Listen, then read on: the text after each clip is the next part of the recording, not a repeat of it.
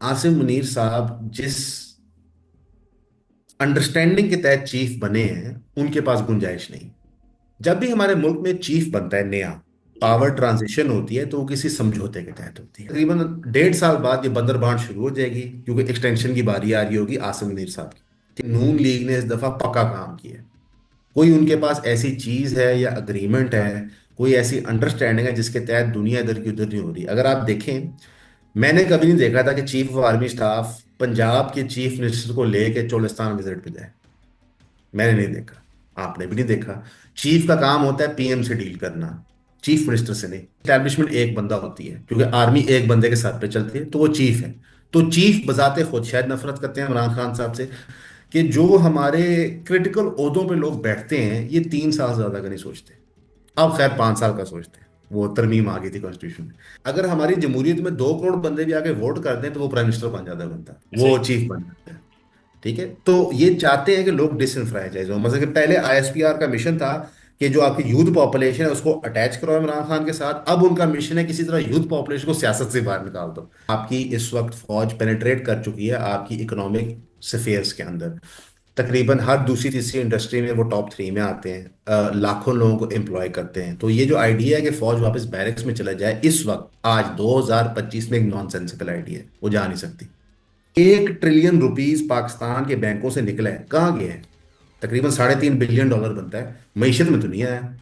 एक बंदा है जो अभी डटा हुआ है, साम्राज्य को आंखें दिखा रहा है। ये वही साम्राज्य है जो ब्रिटिश एम्पायर यहाँ छोड़ गया।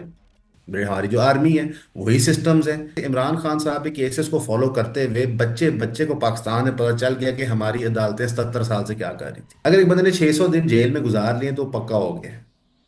अब वो जब बाहर आएगा तो वो ईंट से ईंट ही बजाएगा। अस्सलाम वालेकुम नाज़रीन, आप सियासत डॉट पी के देख रहे हैं। सौराब बरकत आपसे मुखातिब है। आज हमारे बहुत ही स्पेशल गेस्ट हैं, पाकिस्तान के सोशल मीडिया पर एक इंतहाई इंटेलेक्चुअल प्लेटफॉर्म ईयान पॉडकास्ट। आप जहां पर एक एक चीज पाकिस्तान में बिल्कुल आप कह सकते हैं कि धागा धागा करके समझाई जाती है, दिखाई जाती है, लोगों को एजुकेट किया जाता है। उसकी एक बड़ी प्रोमिनेंट शख्सियत असदुल्ला तारिक साहब हमारे साथ मौजूद हैं। असद साहब, वेरी मच वेलकम। अस्सलाम वालेकुम। पर आपने तारीफ ज्यादा कर दी। आपकी मेहरबानी। हम तो आपका चैनल देख के एंजॉय करते हैं, स्पेशली जब आप फैक्ट चीजें फेंकते हैं तो मुख्तलिफ जगहों से चीखों की आवाज आती है, तो मुझे बड़ा मजा आता है। Thank you so much Asad साहब। आप लोग ठीक ठाक हैं, खैरियत से हैं? आप लोगों के ऊपर भी बड़ी मुश्किल हालात आए और आप लोगों का बड़ा पीछा किया गया।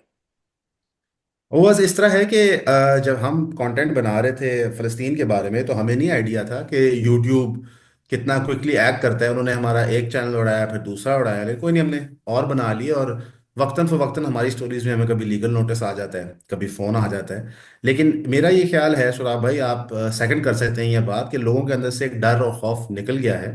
इस वक्त आप झूठ नहीं फैला सकते, उसका काउंटर मिलता है, चाहे वो कोई भी जमात हो। हम्म। मसलन आज के दौर में अगर पीटीआई भी ये समझे कि हम कोई नैरेटिव स्पिन करते हैं, ऐसा नहीं है, वो फैक्ट चेक हो जाती है चीज़, अल्हम्दुलिल्लाह। और ये मेरा ख्याल है आपका एफर्ट है और लोगों का एफर्ट है जो सिटीजन जर्नलिज्म में पार्ट लेते हैं, इंफॉर्मेशन रिकॉर्ड करते हैं और देते हैं, तो ये आम शहरी के लिए अच्छी चीज़ है।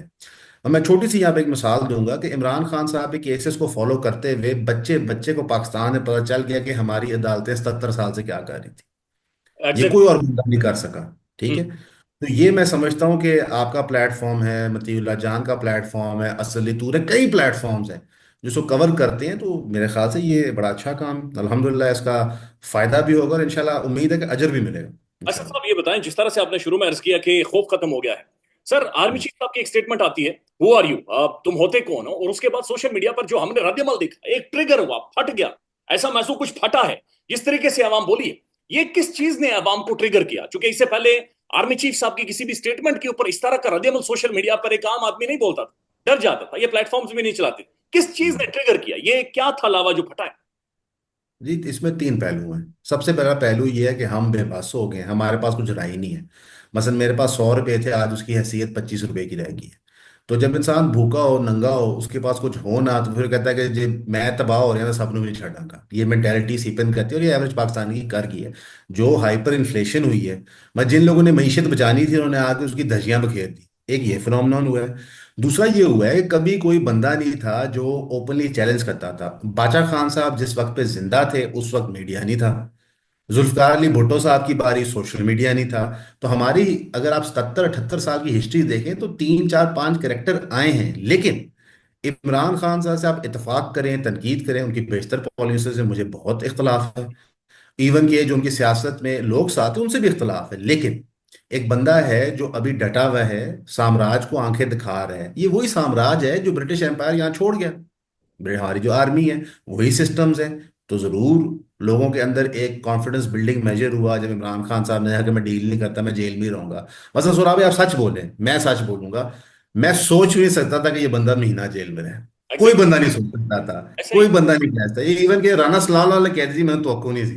नहीं, सच्ची गल, अच्छी बात है।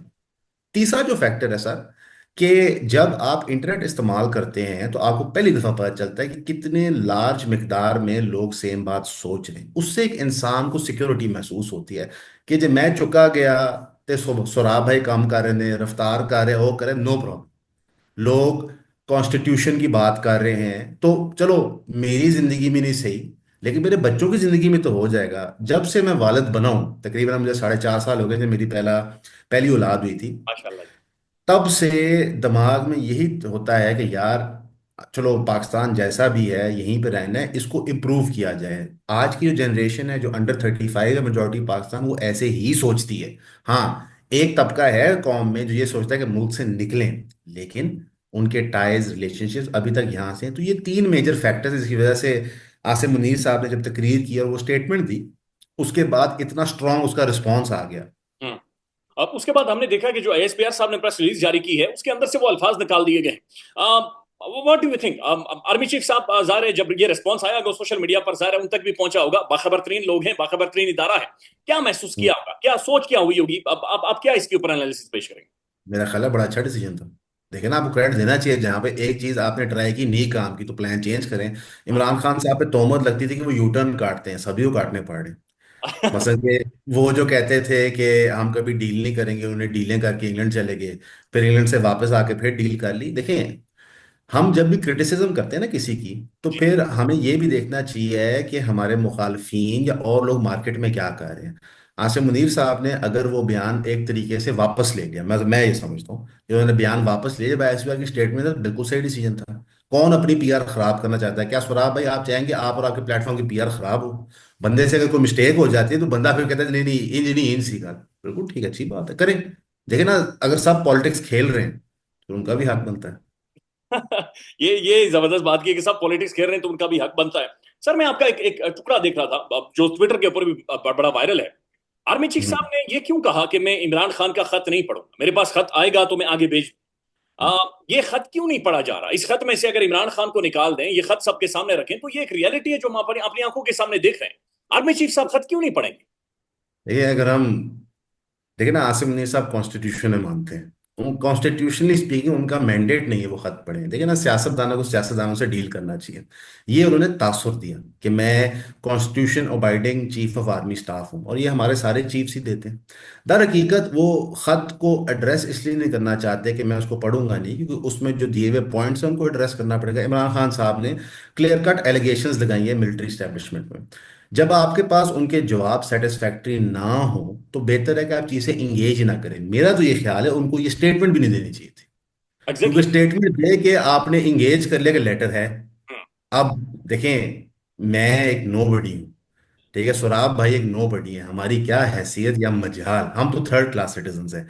तो जो first class citizen of Pakistan है उनको लेटर का एक्सेस ही नहीं है। ये थोड़ी इंसल्ट है हमारी इस्टेब्लिशमेंट की। हमारी आईएसआई बहुत तगड़ी है माशाल्लाह, हम दुनिया भर में ऑपरेशंस करते हैं, तो ये कैसे होता है उनको ना पता हो खत के अंदर क्या है? इनको एक्नॉलेज ही नहीं करना चाहिए था, लेकिन अगर अब कर लिया है तो फिर धैर्य के साथ जवाब देना चाहिए। मेरा तो ख्याल है एडमिट कर लें कि जनाब हम बिल्कुल मिलिट्री कूच करते हैं, हम सियासत चलाते हैं, जो तुम पुटना है पुट लो। क्योंकि बाकी जगह भी तो यही हो रहा है ना, कि आप देखें जिस तरह कोर्ट को तजलील किया है पिछले 2 साल में, तो तुसी यही मैसेज देता है कि जो तुसी करना है कर लो।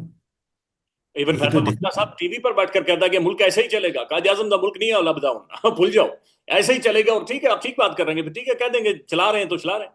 सौरभ भाई, आप मुझे ये बताएं कि जो एक एवरेज बच्चा है इस वक्त 15 16 17 साल का, उसको जी। क्या लेसन मिल रहा है? जिसकी लाठी उसकी भैंस। अच्छा। कराची में एक दर्दनाक वाकया हुआ है जहां पे 29 साल के बच्चे ने, शायद मुबैना तौर पर बताया जा रहा है, मर्डर कर दिया एक 22 साल के बच्चे का। उसने सारी उम्र पाकिस्तान में ये सबक सीखा कि अगर आप ताकतवर हो तो दबाओ। तो मेरे भाई, जो आप चीजें पब्लिकली कर रहे होते हैं, सारे सियासतदान, सब लोग, इसमें शामिल हैं, जिनके बड़े बड़े प्लेटफॉर्म होते हैं, उसके लॉन्ग टर्म कॉन्सिक्वेंसेस सोचें। हमारी पूरी जनरेशन इस वक्त समझती है कि पैसा कमाओ, जिस तरह मर्जी कमाओ, जी। ताकत हासिल करो, फिर जो मर्जी करो।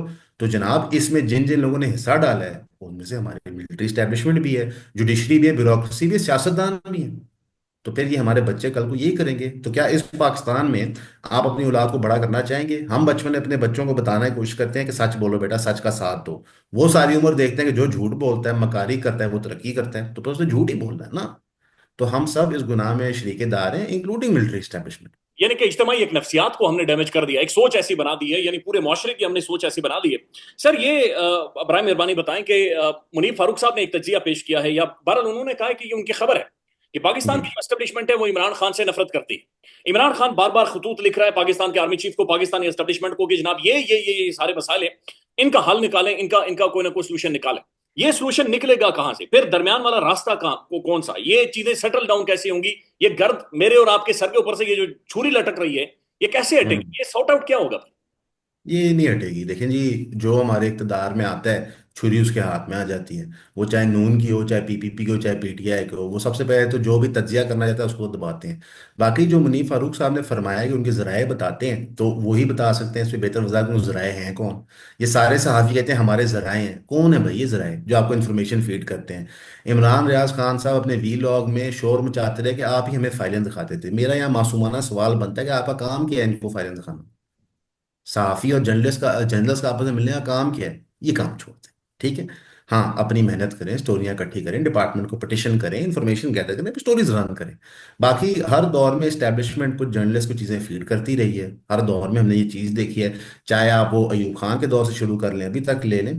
तो हो सकता है मुनीर फारूक साहब को सही बात पहुंची हो कि इस्टेब्लिशमेंट नफरत करती है। यहाँ पे सवाल बनता है, इस्टेब्लिशमेंट है कौन? अगर हम एग्जैक्ट। मुनीर फारूक साहब की ही माने तो इस्टेब्लिशमेंट एक बंदा होती है, क्योंकि आर्मी एक बंदे के साथ पे चलती है, तो वो चीफ है। तो चीफ बजाते खुद शायद नफरत करते हैं इमरान खान साहब से। बाकी एक बंदे को फॉर्म 45 के मुताबिक 4 करोड़ वोट पड़ा है, उसमें से बेपनाह लोग फौजी होंगे। तो ये तो नहीं हो सकता ना कि पूरी फौज नफरत करती है, ये जुडिशरी नफरत करती है। नामुमकिन बात है। हाँ, कुछ ताकतवर लोग कुछ मखसूस इदारों में बैठ के नफरत करते हो, ठीक है, हो सकता है। भाई खान साहब की पर्सनैलिटी में इनफ चीजें हैं कि उनसे मोहब्बत भी की जाती है, नफरत भी की जाती है। लेकिन सुराब भाई, आपने दिल पे हाथ रखे। हम सब इस्लाम में मानते हैं, अल्हम्दुलिल्लाह ये मुल्क एक इस्लामी मुल्क बनेगा इंशाल्लाह। क्या जाती नफरत मुल्क से ऊपर है? कुछ भी नहीं है सर ऊपर। ये मेरे दिल पर हाथ रखो आप, ये दिल है बचा ही नहीं है सर। मैं, मेरा दिल ऑलरेडी बड़ा छली है। ये बताएं सर, क्या ये खान दुरुस्त कह रहा है जो अपने 3 खतूत में उसने जिक्र किया है कि फौज और अवाम के दरमियान दूरियां पैदा हो गई हैं? अच्छा, मैं सर अर्ज करना चाहता हूं, मैं जी। वो बंदा हूं जो बड़ा हुआ है फौज को सेलिब्रेट करते हुए। जिस तरह एक फेस्टिवल होता है ना, त्योहार होता है, मैं वो सेलिब्रेट करता हुआ बड़ा हुआ हूं। मैं फौजी की वर्दी ईद वाले दिन पहनता था। लिटरली ईद अच्छा। वाले दिन हम जाके फौजी की वर्दी खरीदते थे। तो क्या अच्छा। फौज में और अवाम में दूरियां हुई हैं? ये अलग अलग हुए? देखें, हम इसको सूबे वाइज ब्रेक डाउन कर देते हैं ताकि आसानी रहे। हमने बलूचिस्तान को इंसेप्शन से लूज किया, जो सच्चाई है। हमने खान ऑफ कलात के भाई के साथ झूठा मुआहदा किया, उनको पहाड़ों से नीचे उतारा, फिर एक वहां पे तवील अरसे की जंग शुरू होगी। जब वहां पे जंग शुरू होगी तो अवाम ऑफ बलूचिस्तान जो गुर्बत पे फंसी हुई थी, जागीरदार की बात नहीं हम कर रहे, हम बुख्तियों की रोमकियों की बात नहीं करें, हम अवाम की बात कर रहे हैं। वो दबते दबते कोने में चले गए। वहां पे फिर 100% मुसाद रॉ ने एडवांटेज लिया। जिस तरह हम लोग इंडिया वाले पंजाब में खालिस्तान मूवमेंट को सपोर्ट करते हैं, दहशतगर्दों को वेपन्स देते हैं, ये पूरी दुनिया में होता है। तो ये सोचना कि रॉ यहाँ पे ना करे, बेवकूफाना सोच है। फिर आप केपीके आ जाएं। वहां पे हमने पहले तालिबान को ट्रेन किया, अफगान मुजाहिदीन को ट्रेन किया, वहां ट्रेनिंग सेंटर बनाए। ठीक है। उसके बाद हमने कहा कि जो तालिबानी गवर्नमेंट है उनके खिलाफ जंग लड़नी है, हमने वहीं पे ट्रेनिंग सेंटर बनाए। फिर हमने कहा टीटीपी बना के, जब टीटीपी को खत्म करना है, फिर वहां पे ऑपरेशन किए। जो पूरी मोहसिन दावड़, मंजूर पश्तीन, अली वजीर की सोच है, जो पश्तून तहफ़्फ़ुज़ मूवमेंट की सोच थी, वो यही थी कि आप हमारी बात तो सुन लेना। जी। ठीक है। ऐसे ही। फिर मिलिट्री इस्टेब्लिशमेंट ने चेक पोस्ट पे 15 लोग मार दिए, मोहसिन दावड़ वगैरह के साथ ही इमरान खान साहब के दौर में, देखें। तो हमने केपीके को आइसोलेट कर दिया। ठीक। उसके बाद आप आ जाए इंटीरियर सिंध में, वो हमने जरदारी साहब से डील करके जागीरदारों को बेच दिया। ठीक है। फिर आ जाए साउथ पंजाब में, उकाड़ा मिलिट्री फांसा केस, बच्चे बच्चे को पता है वहां पे क्या हरकत हुई। अब ये 9 मई के बाद जब डायरेक्ट पंजाबियों पे हाथ डला है, तो इनको भी लग समझ गया कि हो क्या रहा था। तो आपके 4 मेजर सूबे हैं, चारों के अंदर वक्तन फवक्तन हम दूरी पैदा करते हैं। और हाँ, हम ये ना भूलें कि 1971 में जो हमारा सबसे बड़ा सूबा था ईस्ट पाकिस्तान, हमने उसको इसी सोच के तहत अलविदा कर दिया। इतिहास से सीखना चाहिए। तो बिल्कुल, इमरान खान जो आखिरी आप समझ लें बैटल ग्राउंड था पंजाब, जिसको देखें, मैं पंजाबी हूँ, सारी उम्र पंजाब में रहा हूं। मैं इत्तेफाक से हूँ भी नॉर्थ पंजाब से, सारी उम्र मैं लाहौर में रहा हूँ, मेरा गांव गुजर खान वाली साइड पे है। तो नॉर्थ पंजाब पूरे पाकिस्तान के फंड्स को एंजॉय भी करता था, हर चीज करता था, ये तोहमतें हमारे पे ठीक लगी थी। अब वो जो आपका, आप कह लें ऑडियंस थी, आपका बैकबोन था, आपने उनको भी लूज कर लिया, तो पीछे बच क्या गया? जीबी वाले अपना ना खुश हैं, वो कहते हैं हमने कायदे आजम को खत लिखा क्यों। ठीक है, कश्मीर वाले आज तक कहते हैं कि हमें मिला क्या। ठीक है, वहां पे इंडिया ने इंडियन ऑक्यूपाइड कश्मीर को फतह कर ली जनाब, फतह कर ली। ऐसा ठीक ही। है, हमारे बाजवा साहब कहते हैं टैंकों को जंग लग गया। तो ये आप गैप तो आहिस्ता आहिस्ता 25 करोड़ में फैल गया, और ये वापस तो नहीं इस तरह होता ना। वो अफसोस। वफा होता क्या है कि मियाँ बीवी का रिश्ता हो ना, और खुदा ना खास्ता उस रिश्ते में दरार आ जाए, चीटिंग की, इनफिडेलिटी की, फिर मेरे भाई किसी तरीके से मरासम ठीक होते हैं। इस तरह अब सर अफसोस, ये ठीक बात कर रहे हैं, अफसोस की बात है मैं कश्मीरी हूँ और रवलाकोट से मेरा ताल्लुक है। रवलाकोट बाजार में जाकर आज आप कुछ एक चीजों के ऊपर नारे लगाकर दिखाएं, कुछ एक चीजों के ऊपर बातचीत करके दिखाएं। कसम खुदा की, जो बर अल्लाह अल्लाह रहम करे चीजें ठीक हो। सर ये कितना बड़ा नुकसान, इंशाल्लाह। 70 साल तारीख का ये कितना बड़ा नुकसान है कि जिस तरह से आपने सूबों को के हवाले से बताया, ये डिफरेंस आ गया है, ये खलीज पैदा हो गया, ये कितना बड़ा नुकसान है पाकिस्तान का। अगर सिर्फ मैं इसमें एक शहर की बात करूंगा, उससे आपको नुकसान के हुजम का समझाऊंगा। ग्वादर शहर बलूचिस्तान के अंदर एग्जिस्ट करता है, जो दुनिया की, चाइना की सबसे बड़ी बंदरगाह का दिल होना था। जी। वहां पे सालाना thousands of billions of dollars के ट्रेड ट्रांजैक्शन होनी थी। उसके ऊपर अगर हमें 1% ही मिलता रहे, ठीक है, 1%, तो हमने अपना आप समझे सालाना 10 से 20 बिलियन डॉलर का सिर्फ गवादर का नुकसान किया। वो छोड़ दें सी पैक कहाँ से आता है, कितना सामान आता है, और ये हमने किधर से शुरू किया, इसकी पूरी इतिहास समझे। जरदारी साहब के दौर में कियानी साहब ने डील्स ऑर्गेनाइज की। ठीक वो है। डील्स कैरी फॉरवर्ड रही थी। मैं सियासतदानों के नाम नहीं लेता कि इनकी हैसियत है, मैं दर हकीकत आपको बता रहा हूँ। इवन पीटीआई दौरे हुकूमत, उनकी कोई हैसियत नहीं थी। ठीक है, उनको पहले दिन इस्तीफा दे देना चाहिए था कि जनाब अल्लाह हम कोई प्राइम मिनिस्टर नहीं है, साढ़े पल्ले कख नहीं। ठीक है, हम्म। ये एक बड़ी रियलिटी है, सबको एक्सेप्ट करनी चाहिए। तो कियानी साहब ने डीलें बनाई, राहील शरीफ साहब ने कैरी फॉरवर्ड की, वो गई बाजवा साहब के पास। जब वो बाजवा साहब के पास गई, तो तब पहली दफा हमने गो स्लो देखा गवादर में। ठीक। हमने देखा कि ग्वादर की डील्स रिविजिट होती हैं। इमरान खान साहब ने ओहदा संभाला ही है, तो उन्हीं के बंदे हैं, जो वो क्या नाम है भला, वो जो बड़ी मशहूर कंपनी है, अभी मेरे दिमाग में उनका नाम आ जाएगा। उन्होंने ग्वादर के उनको इंचार्ज बनाया था सी पैक का, तो उन्होंने आते साथ ही हम सारे कॉन्ट्रैक्ट्स रिविजिट करेंगे। पापा जनाब जोन्स, वाला, पापा जोन्स को तो नहीं जिक्र किया, आसिफ गफूर नहीं, साहब। वो बाद में, वो हाँ। बाद में आते हैं, वो बाद में आते हैं। ये एक सिविलियन है, हाँ। ठीक है, जिन्होंने ये बात की थी। मैं अभी मेरे दिमाग में आ जाएगा अच्छा। नाम उनका। उन्होंने कहा हम सारे कॉन्ट्रैक्ट्स रिविजिट करें, कॉन्ट्रैक्ट्स में करप्शन है। बच्चे बच्चे को पता था कॉन्ट्रैक्ट्स में करप्शन है, लेकिन इसका आप अले ऐलान मस्जिद में ऐलान नहीं करते। आप कॉन्ट्रैक्ट्स वैसे रिविजिट कर लेते हैं। चाइना का रिलेशनशिप सार हुआ दानिस्ता तौर, इनको पता था हम कर रहे हैं जान के। इनको ये उम्मीद थी कि शायद अमेरिका जो हमारा दूसरा वालिद है, क्योंकि उस वक्त हमारा वालिद चाइना था, इनका जो अमेरिका पिछला वालिद है, ठीक है, वो दोबारा हमारे साथ किस तरह सेट हो जाए। लेकिन अगेन यहाँ पे जियो पॉलिटिक्स का फेलियर था। हमने रियलाइज नहीं किया कि इंडिया कितना क्रिटिकल है अमेरिका के लिए, चाइना को कट डाउन करने के लिए। क्योंकि चाइना को हम तो कट डाउन करेंगे नहीं, हमारे उनके साथ 70 साल के मरासे में वो रातों रात गवा नहीं सकते। इंडिया बहरहाल कर सकता है लद्दाख की वजह से, क्योंकि उनके ऑनगोइंग बॉर्डर डिस्प्यूट है। हम्म। इंडिया इस वक्त अमेरिका को ज्यादा अजीज है, और उसका रिजल्ट आपको ट्रंप की एडमिनिस्ट्रेशन देख रहे हैं, जब वो उनको F-35 तैयारा बेच रही है। ऐसा ही। यानी कि हमने अबू जी भी चेंज किए, अबू जी ने रिजल्ट भी कोई नहीं दिया, मन मर्जी अपनी करा ली। लेकिन हमें मफाद परस्त होना चाहिए। जो एक हमारी कौम की फितरत है ना, कि अपना टिड भरने की, हमें थोड़ा सा उसको बड़ा करके मुल्क का टिड भरने पे करें, हम रज जाएंगे, इतने हम सियाने हैं। ठीक है, इस वक्त अफगानिस्तान से आपने बॉर्डर बंद किया हुआ है, ईरान से आप स्मगलिंग करें, खोल दे दोनों बॉर्डर, हम्म। खरबों का ट्रेड होगा आपका, नहीं कर रहे। तो in terms of financial loss, मैंने आपको एक शहर की मिसाल दी, हमने सालाना 10 से 15 बिलियन डॉलर का लॉस किया। बाकी तो चले छोड़े ना, जो किया सो किया, कराची को आग लगा दी, लेकिन सिर्फ एक शहर का मैं आपको बता रहा हूँ। और ये को फर्जी बातें नहीं है, ये सारी वो बातें हैं जो चाइनीज गवर्नमेंट ने मंसूबे बना के हमें हैंड ओवर किए थे, हमने तस्लीम किए थे, और हम उस तरफ जा रहे थे। अभी इन्होंने ग्वादर के एयरपोर्ट का इफ्तिताह किया, किसी को कोई फर्क नहीं पड़ा, क्योंकि लोगों का इंटरेस्ट लूज हो गया इकोनॉमी के अंदर। 1 ट्रिलियन रुपीज, ये जो काइबर का रेट नीचे गिरा है ना, आप कह लें 21 से अब तकरीबन 11.5% पे आया है। तो 1 ट्रिलियन रुपीस पाकिस्तान के बैंकों से निकला है, कहाँ गया है? तकरीबन $3.5 बिलियन बनता है, मीशत में तो नहीं आया। लोगों को ट्रस्ट नहीं है यहाँ बिजनेस करने के लिए यार। तो पंजाब जो वाहिद इलाका था जो बिजनेस करता था, आपने उसका ट्रस्ट भी लूज कर दिया। खत्म होगी बात। ये बहुत बड़ा फाइनेंशियल लॉस है ये तो। दैट्स इनको तब समझ आई अलार्मिंग। जब डीएचए के प्लॉटों की वैल्यू कम हुई। ये बहुत अलार्मिंग है, लेकिन ये बात अगर अगर आपको समझ आ रही है, आप मुझे समझा रहे, मुझे आ रही है, हमारे नाज़रीन को आ रही है। सर ये इतने बड़े बड़े लोग हैं, इतने बड़ी कुर्सियों पर बैठते हैं, इनका इनके पास तमाम तर हमसे 3 गुना ज्यादा वसाइल है, ये इन्हें क्यों नहीं समझ आ रही?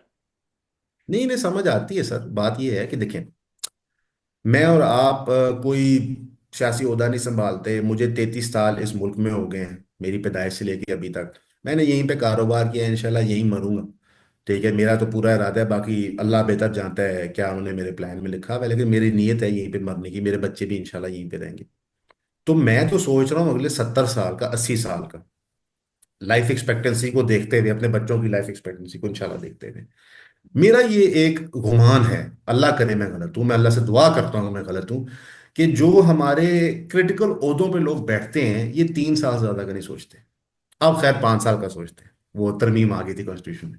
तो क्योंकि ये उससे आगे का नहीं सोच रहे होते, तो इनके जितने भी प्लान जो शॉर्ट टर्म होते हैं। इसकी मिसाल ले लेते हैं। मरियम साहिबा चीफ मिनिस्टर बनी, वो जैसे बनी उसको छोड़ दें एक सेकंड। मरियम साहिबा is the chief minister of Punjab currently. ठीक है। उनके जो मंसूबे हैं वो फिजिकल ऑस्टेरिटी के टाइम में अनाउंस हो रहे हैं, और आईएमएफ आगे कहती है जी पंजाब का बजट बैलेंस्ड नहीं है। केपी ने बजट बैलेंस किया, सिंध ने किया, बलोचिस्तान, पंजाब ने नहीं किया। उन्होंने धड़ाधड़ मंसूबे अनाउंस किए। ए कार्ड भी ले लो, ए भी ले लो, ए भी ले लो, ए भी ले लो, ए भी ले लो। सवाल ये बनता है कि ये पैसे कहाँ से आ रहे हैं?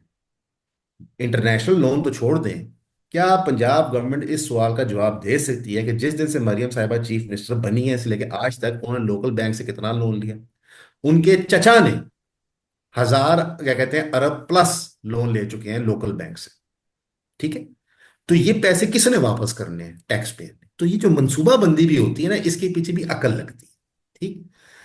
उस अकल को ये लोग नहीं देखते, ये देखते हैं कि वो चीजें करो जो हम 2 साल 3 साल बाद अपने वोटरों को कैसे हमने ये किया। हम्म। नहीं चल सकते, ये छोटी शॉर्ट टर्म पॉलिसी, ये दीवार में छेद दे के ऊपर टेप लगाने वाली बात है। ये लोग इतना ही कर सकते हैं, और हमारे क्रिटिकल ओहदों में भी ऐसे ही होता है।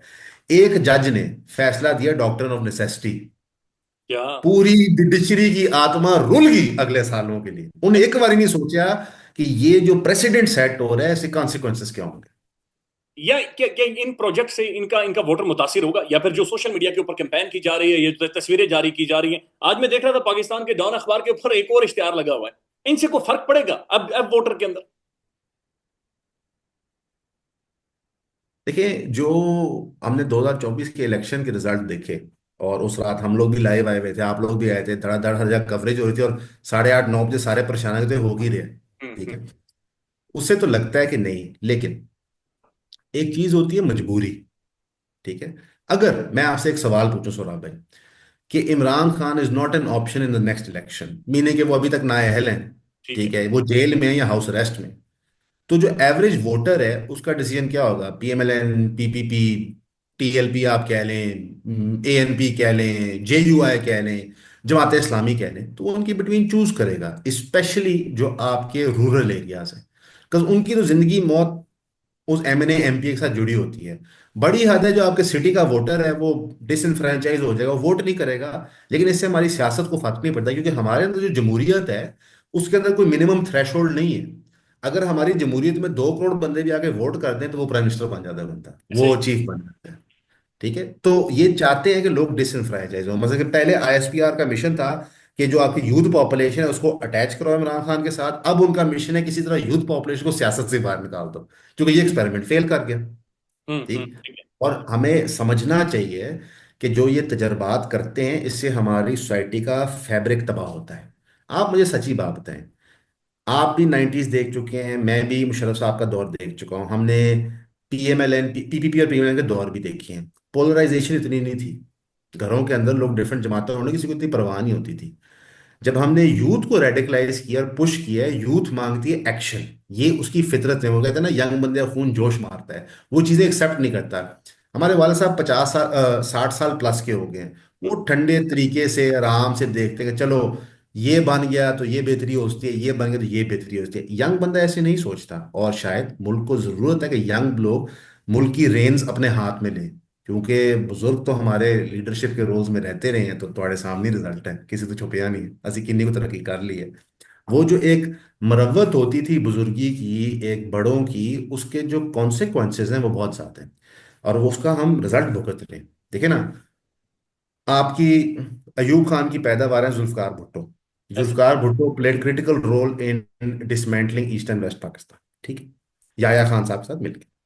उसके बाद जुल्फकार अली भुट्टो ने यूथ को गैल्वनाइज किया, यूथ उनके साथ अटैच हुई, यूथ उनके साथ अटैच हुई, वो इतने बड़े स्टार बने कि मजबूरी बन गई उनका कत्ल करना। वो कत्ल था, ठीक हम्म, है। उसके बाद जियाउल हक साहब की आमरीत आ जाती है। आमरीत में जो कुछ होता है वो आपके सामने है, कौन फैसला ले रहा है, क्यों ले रहा है, कोई सवाल जवाब नहीं। आमरीत के बाद डेकेड ऑफ स्टुपिडिटी आती है, मैं इसको इस तरह देखता हूँ कि कभी तुम कभी मैं, कभी तुम कभी मैं, आंख मचोली की एक गेम होती है। मुशर्रफ साहब आ गए। मुशर्रफ साहब के दौर में वॉर ऑन टेरर लड़ने की वजह से हमें बिलियंस मिलते हैं, और उसके अंदर एक आर्टिफिशियल बूम होता है हमारी इकोनॉमी का।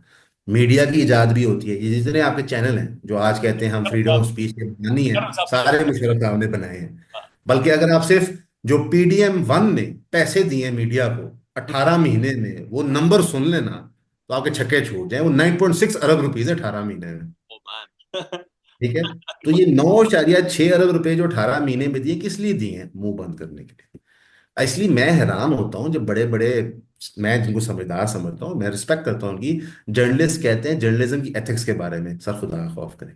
प्रॉपर्टी डीलर आपके मालिक हैं, ठीक है, सही है, वो आपको बताता है आपने क्या करना है क्या नहीं करना, आप कौन से एथिक्स है? अच्छा, मैं प्रॉपर्टी की फील्ड से हूँ, तो मुझसे तो कुछ छुपा हुआ नहीं है। ये जितने चैनल्स के मैं नाम नहीं लेता, या तुम्हें स्ट्राइकियां पड़ जाएंगी, मुझे भी नए मुकदमे पड़ जाएंगे, लेकिन ये जितने चैनल हैं जो इनके मालकान हैं, इनके 20 आके लिखे चटे तो मैं जुबानी बता सकता हूँ। ये माल दमड़ी इन्होंने किधर से लाया? वो सर छोड़े ना आप, ये मैं आपको, चले मैं आपको एक मिसाल दे देता हूँ। एक ऐसी तफन्नन के तौर पे हो सकता है कि आपकी पॉडकास्ट की वसादत से आपकी ऑडियंस ये चीज सीखे। एक बंदा मुशर्रफ दौर में अपना हाउसिंग प्रोजेक्ट DHA को बेचता है, क्योंकि उसे डिलीवर नहीं हो रहा होता। हम्म। उसकी एवज उसको सबसे बड़ा पे आउट मिलता है उसकी जिंदगी का। वहां से फिर वो एक रियल एस्टेट एम्पायर खड़ा करता है, उस एम्पायर का नाम है पार्क व्यू। अब मैं अलीम खान साहब का तो नाम नहीं ले सकता, लेकिन बहरहाल आगे बढ़ते हैं। अब ये हम्म। बताएं सर मुझे कि मौलवी फजल रहमान साहब ने कल गुफ्तगू की है पार्लियामेंट के अंदर, हम्म। वो तो बड़ी सख्त तरीन गुफ्तगू है, लेकिन पार्लियामान के अंदर जाते हुए जब साफियों ने उन्होंने उनसे पूछा, एक 2 मिनट का क्लिप है, मौलवी साहब ये बातचीत कर रहे हैं कि हम फौज से दरखास्त करेंगे कि दोबारा बैरकू में चले जाएं, पार्लियामान हमारे हवाले कर दें। ये बहुत हम्म। बातचीत होती है कि फौज वापस अपनी बैरकू में जाए, फौज अपने डोमेन में जाए, काम करे। फौज कैसे जाएगी? देखिए, जो फौज की असली स्ट्रेंथ है वो उनकी, मैं समझता हूँ, manipulation of judiciary, control of politicians नहीं है, वो उनकी इकोनॉमिक स्ट्रेंथ है। आपकी इस वक्त फौज पेनिट्रेट कर चुकी है आपकी इकोनॉमिक स्फेयर्स के अंदर। तकरीबन हर दूसरी तीसरी इंडस्ट्री में वो टॉप 3 में आते हैं, लाखों लोगों को एम्प्लॉय करते हैं। तो ये जो आइडिया है कि फौज वापस बैरक्स में चला जाए, इस वक्त आज 2025 में एक नॉनसेंसिकल आइडिया है, वो जा नहीं सकती। ठीक है। बड़ी सिंपल सी बात है, क्या करें, ये सारी इंडस्ट्रियां बंद कर दें? पॉसिबल नहीं है। हाँ, वो कॉन्स्टिट्यूशनल लिमिट में आ सकती है कि जनाब आप सियासतदान उठाना छोड़ दें, सहाफ़ी उठाना छोड़ दें, ये कर दें। लेकिन जब तक सियासतदान जो बेनिफिशरीज हैं इस चीज़ के, जिस मर्जी दौर में हो, वो बैठ के ये तय नहीं करते। जिस तरह मिसाक जमहूरियत की बात की जाती है, हालांकि उसको तोड़ा वाशी साहब ने खुद था, काला कोट पहन के वो जाते थे अदालतों में BPP के खिलाफ, लेकिन जेनुअन मिसाक जमहूरियत ना लिख ली जाए तब तक आप इनको वापस नहीं भेज सकते। और मैं आपको सच्ची बात बताऊं, अल्लाह दिलों के हाल जानता है, लेकिन मौलाना फजल रहमान साहब अगर हम ट्रैक रिकॉर्ड देखें, तो उसमें मुझे नहीं लगता, मसलन कि जब तक इमरान खान साहब जेल नहीं गए और जेल में रहे नहीं, मेरे दिल को यकीन नहीं है कि ये डील नहीं बनाएंगे। उन्होंने साबित किया कि यार मैं 600 दिन काट लेने, मैं डील नहीं बनाई, हूंते मान लो, ठीक है। तो मौलाना फजल रहमान साहब को पहले तो साबित करना पड़ेगा ना कि जो ये स्टेटमेंट देते हैं कि बैरक्स में वापस जाए, उसको मानते भी हैं कि नहीं। देखिए ना, आपके सामने आईनी तरमीम आई, हम्म। आईनी तरमीम पास होगी, तो मौलवी उसके बाद साहब मैं क्या कह यानी सकता हूँ? मौलवी साहब जाकर सर अफ्तार के वक्त रोजा तोड़ देते हैं। यानी शुरू में बड़ा मौलवी साहब ने डाकिया सी, बड़ा पूरा पाकिस्तान के अंदर माहौल बनाया, लेकिन आखिरी टाइम पर जाकर सर ये इमरान खान साहब और आसिम मुनीर साहब दोनों का डिफरेंसेस क्या है, बुनियादी नुक्ता क्या है दोनों के दरमियान? जो लंगर गप है मैं वो भी बता देता हूँ, वैसे मेरी अपनी राय है मैं वो भी बता देता हूँ। लंगर गप ये है कि आसिम मुनीर साहब फाइल लेके गए थे बुशरा साहिबा फराग होगी के हाँ। खिलाफ इमरान खान साहब को, और खान साहब को ये चीज़ पसंद नहीं आई थी। अच्छा, ये लंगर गप बिलीवेबल भी है क्योंकि खान साहब को अपनी बीवी के खिलाफ सुनने की बात पसंद नहीं है। मैं ये नहीं कहता उनकी बीवी ने कोई जुर्म किया या नहीं किया, लेकिन अगर कोई बंदा अभी बीवी के खिलाफ कंप्लेंट लेके आ रहा है, आप मुल्क के वजीर आजम हो, तो आपका रवैया क्लासिकल हस्बैंड वाला नहीं हो सकता। आप मुल्क के वजीर आजम पहले हो। तो एक उस पे स्नैप किया गया। फिर जब भी हमारे मुल्क में चीफ बनता है नया, जी। पावर ट्रांजिशन होती है तो वो किसी समझौते के तहत होती है। हम्म। बाजवा साहब की ट्रांजिशन ख्वाजा आसिफ साहब ने खुद बता दी कि वो चीफ कैसे बने थे। हम्म। आज से 10 साल बाद पता चलेगा आसिम मुनीर साहब चीफ कैसे बने थे। आपको रहीम शरीफ साहब का पता चल गया वो चीफ कैसे बने थे, क्या साहब। तो जब आपके जनरल की क्लास में से चीफ बनना होता है, तो आप समझ लाइक आज से आप कह लें 2.5 साल बाद, तकरीबन 1.5 साल बाद ये बंदरबांट शुरू हो जाएगी क्योंकि एक्सटेंशन की बारी आ रही होगी आसिम मुनीर साहब की। ठीक है। और तब आपको पता चलेगा कौन सा सियासतदान किस जनरल को मिल रहा है, कौन किधर पत्ते क्या खेल रहा है। ठीक। ये होता है क्यों। पहले कॉन्सेप्ट होता था कि जनाब जब एक बंदा जनरल बन जाए उसे मरासिम कायम करो। इस वक्त आपके पॉलिटिशियंस और बिजनेसमैन कप्तानों कर्नलों ब्रिगेडियरों से मरासिम कायम कर रहे हैं और बल्क में खेल रहे हैं कि मेरे 100 लोगों से मरासिम है, इन्हें जो कोई जनरल बन जाएगा तो शायद इन्हें जो कोई चीफ बन जाए, फिर मेरी लॉटरी लॉटरी है। तो ये फैसिलिटेशन एग्जिस्ट करती है। ठीक है। यहाँ पे एक बहस शुरू हो जाती है कि चिकन और एग वाली, कि पहले मुर्गी है या अंडा। हमारी ये बहस नहीं, हमारी ये बहस है कि आपका तल्लक क्या है हमसे मरासिम कायम करने का। ठीक है। और फिर अगर कोई आपसे मरासम कायम कर भी रहा है तो आप उसके बेनिफिट में कैसे डिसीजंस ले रहे हैं। ठीक। बाकी जो मेरी अपनी राय है लंगर गप से हट के, आसिम मुनीर साहब जिस अंडरस्टैंडिंग के तहत चीफ बने हैं उनके पास गुंजाइश नहीं। मेरी अंडरस्टैंडिंग है। मुझे लगता है कि नून लीग ने इस दफा पक्का काम किया है। उनके साथ जो दो आप कह लें बिट्रेयल्स हो चुके हैं मिलिट्री क्लास की तरफ से, इस दफा वो पक्का काम करके आए हैं। कोई उनके पास ऐसी चीज है या अग्रीमेंट है, कोई ऐसी अंडरस्टैंडिंग है जिसके तहत दुनिया इधर की उधर नहीं हो रही। अगर आप देखें, मैंने कभी नहीं देखा था कि chief of army staff Punjab के चीफ मिनिस्टर को लेके चोलिस्तान विजिट पे जाए। मैंने नहीं देखा, आपने भी नहीं देखा। चीफ का काम होता है पीएम से डील करना, चीफ मिनिस्टर से नहीं। लेकिन मरियम साहिबा के साथ वो चोलिस्तान प्रोजेक्ट पे गए, जो बाय द वे एक फेल्ड प्रोजेक्ट है। जो उनका प्रोजेक्ट था कि 8 लाख एकड़ हमने जो चोलिस्तान डेजर्ट के और एडजस्टेंट एरियाज हैं उसको हमने एग्रीकल्चर के लिए यूज करना है। हम्म। तो फिर मेरा ख्याल है नून लीग ने को पक्का ही हाथ डाला है इस दफा। यानी इसका और मतलब मुझे कुछ ना हवा कुछ बदलती नजर नहीं आ रही। ये पक्की गारंटीज है। देखिए, मुझे हवा बदलते नजर नहीं आ रही, कोई शायद नजर नहीं आ रहा, जितना मर्जी प्रेशर बने मन। अमेरिका से ही प्रेशर है तो हवा बदलते नजर नहीं आ रही। और मुझे लग रहा है कि चलिए इसको एक और तरीके से समझ लेते हैं। जुल्फकार अली भुट्टो की बारी मिलिट्री स्टैब्लिशमेंट ने एक्सपेरिमेंट किया बंदा कत्ल करने का, वो एक्सपेरिमेंट बैकफायर कर गया, पीपीपी जन्म हो गई। ठीक। ठीक है। उनका सारा करियर जुल्फकार अली भुट्टो के मर्डर पे है, जब तक कि बेनजीर साहिबा को कत्ल नहीं कर दिया गया। उनका सारा करियर उनके साथ पे था। अब उनको पता है खान साहब को मार नहीं सकते, ठीक है। लेकिन जेल में तो रख सकते हैं ना। हम्म। हम्म। ठीक है। और मेरी ये अंडरस्टैंडिंग है और ये प्रिडिक्शन है कि 2026 इकोनॉमिकली पाकिस्तान के लिए बहुत अच्छा होगा। ये मेरी अंडरस्टैंडिंग है, मुझे मार्केट में ये आंसर नजर आ रहे हैं। और मुझे नजर आ रहा है कि जब हमारी इकोनॉमी टर्न अराउंड करेगी तो एक चंक ऑफ वोटर्स उस इकोनॉमिक टर्न अराउंड के एवज दोबारा पार्टी एसोसिएशन चेंज करेंगे। मैं आपको एक और बात ही बता दूं, और ये भी अगेन कोई इसको डिनाई करना चाहे उसकी मर्जी है, मेरा राय है इस पे। इमरान खान साहब के जो हुकूमत के आखिरी 6-8 महीने थे, उसके अंदर पॉपुलेशन इतनी सेटिस्फाइड नहीं थी। हम्म। खान साहब को जब निकाला गया और उन्होंने फिर बताया कि मेरे साथ हुआ क्या, कहाँ से साइफर आया, कहाँ से मुझे पुश आउट किया गया, मेरे सियासतदान खरीदे गए, मुझे चलने नहीं दिया गया। तो जो एक तबका था आपकी कौम में जो इस्टेब्लिशमेंट को पसंद नहीं करता था वो जुड़ गया खान साहब के साथ। एक तबका जो अमेरिका को पसंद नहीं करता था वो जुड़ गया खान साहब के साथ। एक तबका जो नून लीग को नहीं पसंद करता था वो भी भाग के जुड़ गया। और मैं आपको यही बात बताऊं, जो टीएलपी का वोटर था जिसको नजर आता था कि टीएलपी ने तो इक़्तिदार में नहीं आना है, वो भी जाके खान साहब के साथ जुड़ गया। तो इमरान खान साहब की बेस बहुत बड़ी होगी, उनकी मकबूलियत एक आप समझे खौफनाक होगी। लेकिन ये सारे जो फैक्शंस हैं खान साहब की मकबूलियत में, ये तोड़े जा सकते हैं।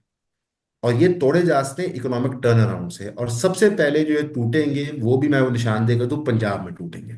केपीके में नहीं टूटेंगे, जो उनका वोट बैंक बलूचिस्तान में है वो नहीं टूटेगा, लेकिन पंजाब में जरूर टूटेगा।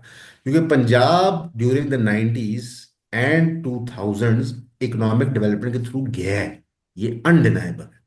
पंजाब एज ए प्रोविंस, जो उसकी शक्ल सूरत, उसकी फैसिलिटीज हैं, बाकी सूबों से फर्क है।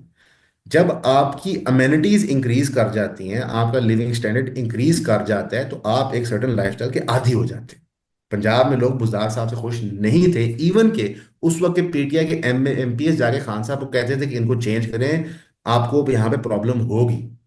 पॉपुलेशन जो है वो नहीं सेटिस्फाइड बुज़दार साहब से। हालांकि बुज़दार साहब ने जो साउथ पंजाब का काम किया था वो अच्छा था, वो एक नेग्लेक्टेड एरिया था, उस पर काम होना चाहिए। पर सेंट्रल और नॉर्थ पंजाब सेटिस्फाइड था, जहाँ पे मेजोरिटी आबादी रहती है। ठीक।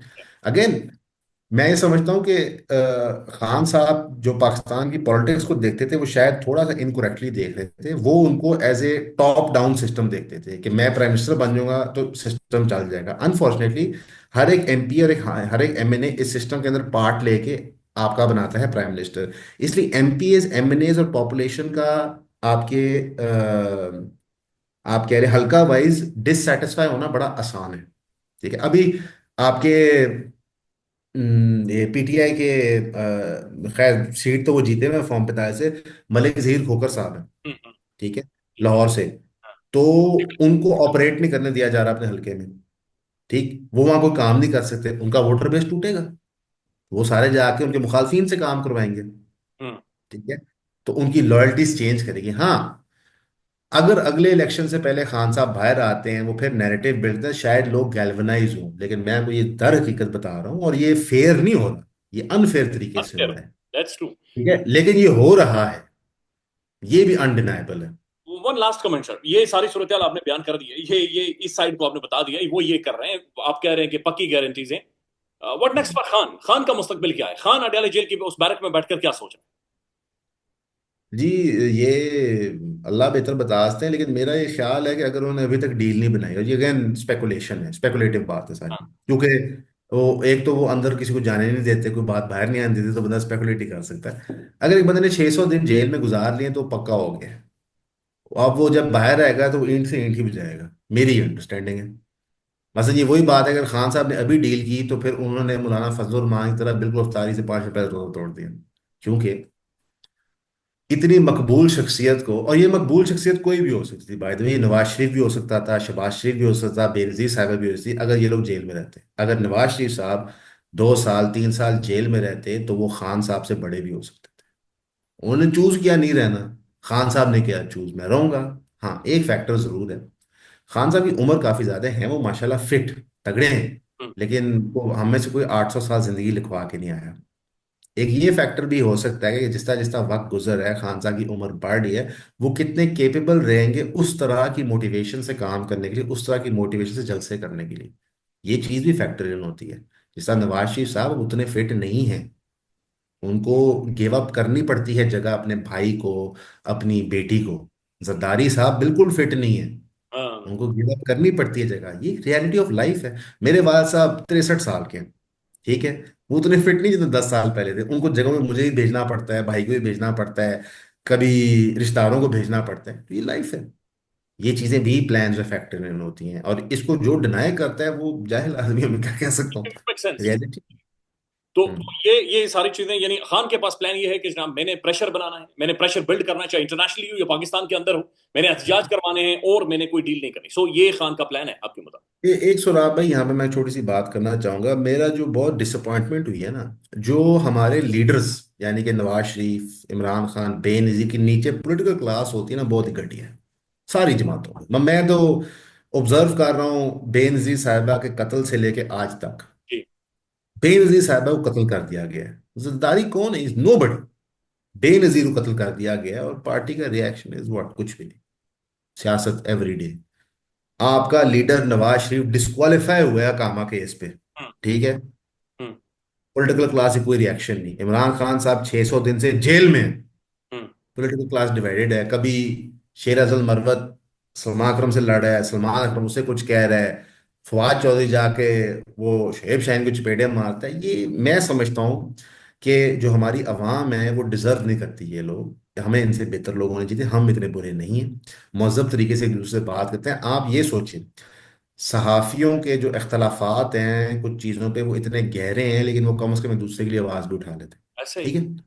बात कर लेते हैं, लेकिन अनफॉर्चुनेटली हमारी जो सियासी क्लास है, ये तो बहुत ही अल्लाह रहम करे इन सब का। उसी की वजह से पटक हुआ। सो खान की जमानत होते हुए आपको नजर नहीं? नहीं, मुझे नेक्स्ट 6 मंथ्स में तो सवाल ही पैदा नहीं हो रहा, मुझे इसको इस चीज नजर नहीं आ रही, ना वो खबर है। पाकिस्तान में इस वक्त सबसे बड़ा मसला बोलने का है। पाकिस्तान में बोलने नहीं दिया जाता, जुबानें खींच ली जाती हैं, डर है, खौफ है, टेरर है। पाकिस्तान का मीडिया मुकम्मल तौर पर कंट्रोल्ड है, वेल मैनेज्ड है, एक मैसिव सेंसरशिप है। इसी तरह का दबाव पाकिस्तान में सियासत डॉट पीके भी फेस कर रहा है, जिसे पाकिस्तान भर में गुज़श्ता कई महीनों से मावरा आइन, मावरा कवानीन मुकम्मल तौर पर बंद कर दिया गया है, मुकम्मल तौर पर बैन कर दिया गया है। सियासत डॉट पीके की नशरियात को लिमिटेड करके पाकिस्तान में छोड़ दिया गया है। तमाम तर कानूनी मुआवजे के ऊपर आवाज उठाई गई, दस्तक दी गई, लेकिन हर तरफ से खामोशी है, सन्नाटा है, कहीं पर कोई सुनवाई नहीं है, कोई सुनने को तैयार नहीं है। लेकिन इसका हल क्या है? क्या खामोश हो जाए?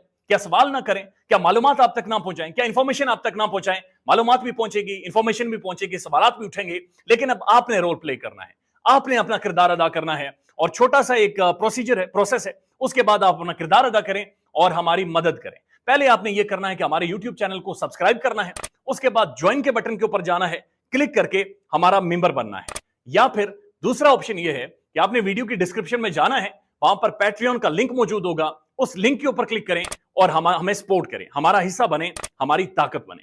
ख्याल रखिएगा। अल्लाह हाफिज।